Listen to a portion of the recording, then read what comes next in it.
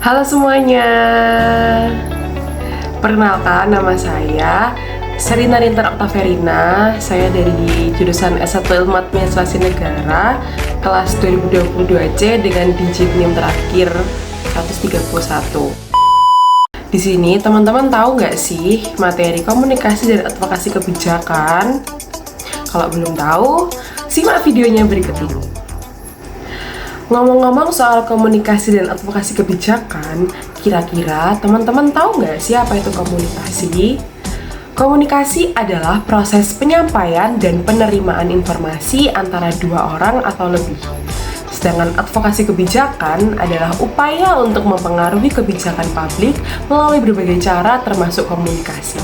Jadi bisa kita simpulkan bahwa komunikasi dan advokasi kebijakan mengajak kita untuk menganalisis dan menerapkan konsep dasar komunikasi dan advokasi yang meliputi teknik-teknik komunikasi, bentuk dan proses komunikasi, bentuk-bentuk kerja advokasi kebijakan, serta teknik-teknik advokasi kebijakan.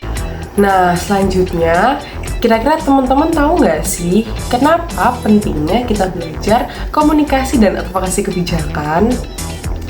Pentingnya kita belajar komunikasi dan advokasi kebijakan yang pertama adalah untuk menyampaikan pesan kebijakan secara efektif kepada stakeholders. Jadi, peran komunikasi adalah membantu untuk mengkomunikasikan kepada masyarakat berkaitan dengan kebijakan-kebijakan yang ada.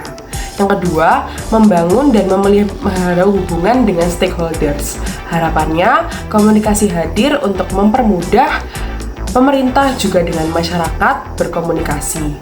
Yang ketiga, meningkatkan partisipasi masyarakat dalam proses kebijakan. Dan yang terakhir, mempengaruhi pengambil kebijakan. Nah, tadi teman-teman sudah tahu kan kenapa pentingnya kita harus belajar komunikasi dan advokasi kebijakan. Selanjutnya, gimana sih strategi biar komunikasi kita bisa efektif? Untuk mendapatkan komunikasi yang efektif, ada 6 strategi yang bisa kita lakukan. Yang pertama adalah menentukan target audiens, memahami kebutuhan dan karakteristik target audiens. Yang kedua, mengembangkan pesan yang jelas dan menarik. Pesan harus mudah dipahami, relevan dengan target audiens, dan menarik perhatian. Yang ketiga, memilih saluran komunikasi yang tepat. Memilih saluran yang paling efektif untuk menjangkau target audiens. Yang keempat, membangun dan memelihara hubungan dengan media massa. Media massa dapat membantu untuk menyampaikan pesan kebijakan kepada publik. Yang kelima, mengadakan event dan kampanye publik, meningkatkan kesadaran publik tentang kebijakan dan mendorong partisipasi. Yang keenam, memanfaatkan teknologi informasi dan komunikasi. Teknologi digital dapat membantu menjangkau target audiens yang lebih luas dan meningkatkan engagement. Nah, itu tadi adalah 6 strategi yang bisa kita lakukan untuk mendapatkan komunikasi yang efektif. Nah, dari materi-materi yang telah diberikan berkaitan dengan mata kuliah komunikasi dan advokasi kebijakan, ada satu materi yang menurut saya paling menarik, yakni materi tentang public speaking. Zaman sekarang pasti kita tidak asing dengan istilah public speaking. Public speaking merupakan kemampuan berbicara di depan halayak umum dengan tujuan menyampaikan pesan secara efektif. Nah, teknik-teknik apa saja sih yang bisa kita pakai untuk mendapatkan public speaking yang bagus? Ada 4 cara nih teman-teman. Yang pertama, yakni variasi suara. Dalam kita melakukan public speaking, kita harus memperhatikan volume dan kekerasan suara dalam berbicara. Volume dan kekerasan suara harus diperhatikan dengan tepat dan jelas agar materi atau pesan yang disampaikan dapat tersampaikan dengan baik. Selain memperhatikan volume dan kekerasan suara, dalam melakukan public speaking, kita juga tidak boleh berbicara dengan nada yang datar.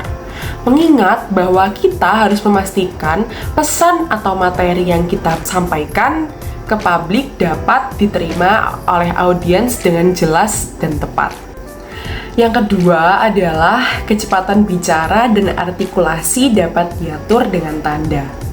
Bicara cepat biasanya menunjukkan antusiasme dan urgensi pesan yang dibawakan.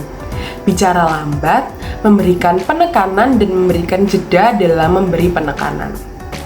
Yang ketiga, ekspresi wajah. Dalam melakukan public speaking, pastikan mata kita tidak terpaku pada suatu benda, yakni terlalu melihat kepada satu benda, jadi terlihat seakan-akan kita gugup dan terkesan tidak percaya diri. Nah, selanjutnya, hindari kecenderungan untuk menggeleng-gelengkan kepala dan dalam berbicara biasakan tersenyum. Yang keempat, yakni bahasa tubuh. Dalam suasana formal, berdiri selalu lebih baik daripada duduk. Kemudian, kita bisa menggunakan tangan untuk memegang alat bantu dan juga peraga kita. Nah, dalam hal ini, berjalan mondar-mandir tidak dianjurkan, karena akan membuat fokus kita menjadi pecah. Nah, itu tadi adalah review singkat saya tentang materi komunikasi dan advokasi kebijakan. Semoga video ini bermanfaat bagi kalian semua. Terima kasih sudah menonton dan sampai jumpa.